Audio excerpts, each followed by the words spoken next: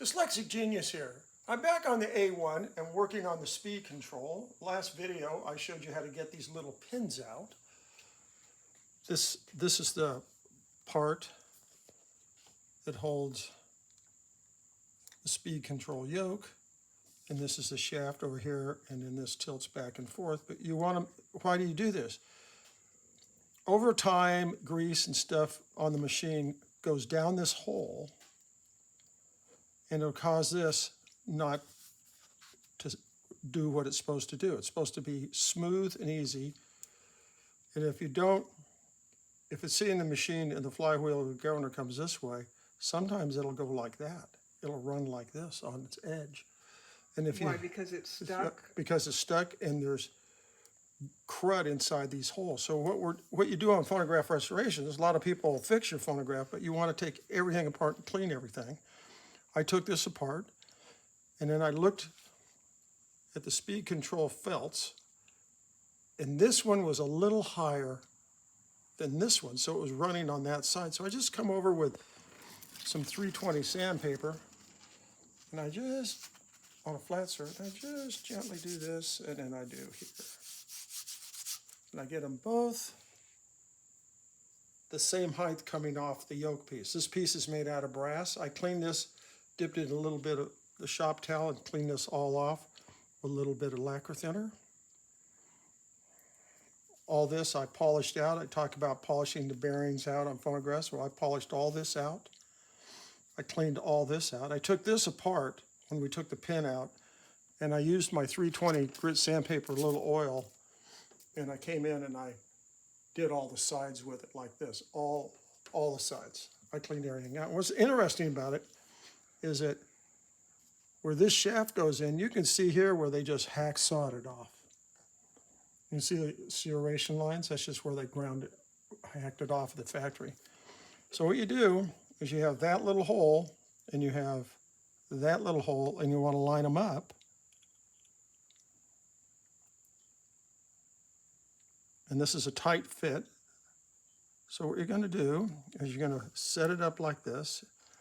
And I'm going to use my little tappy brass hammer and just go.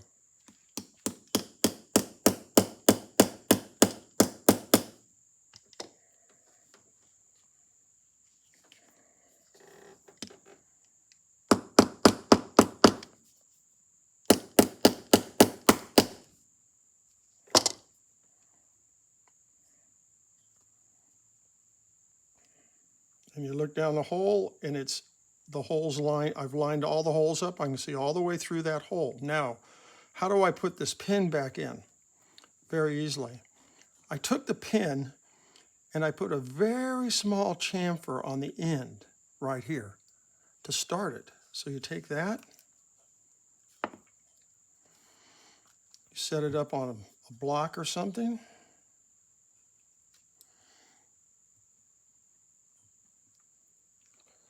Remember, we were using the brass punch?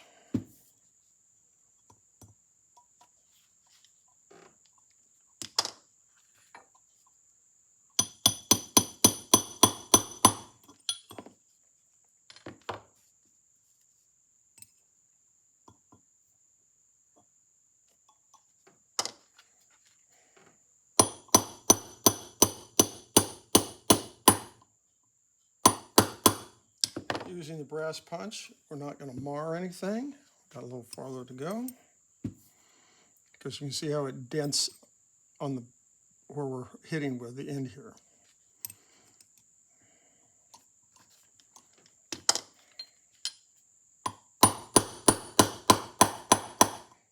There we go.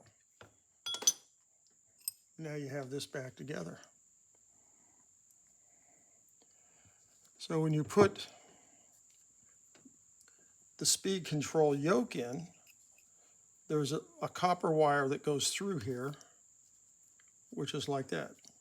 You can use brass. It's a 20 gauge brass wire. And you can see this will work. That'll go in here, and then you just bend it around to hold it in place.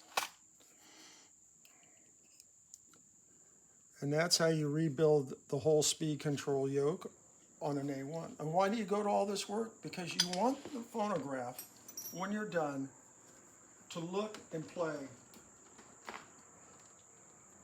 as it was brand new. You'll never see this shaft. It's like building a Rolls Royce. That shaft comes in here. This is backwards, really this piece is over here. But now that shaft's in here, it's been cleaned, polished out with 600, and then just looks nice. So 100 years down the road, say, somebody rebuilt this and they did a wonderful job. But that's how you rebuild the speed control. And that looks much better than all the crap in the oil. Remember I talked about this? This sits there at the bottom. This will be like the oil off the motor. Sometimes all the dirt drips down in here, and then this gets all corroded too. Depends on what they were using. That's why we use sewing machine oil a lot on the restorations, and that's my tip for the day.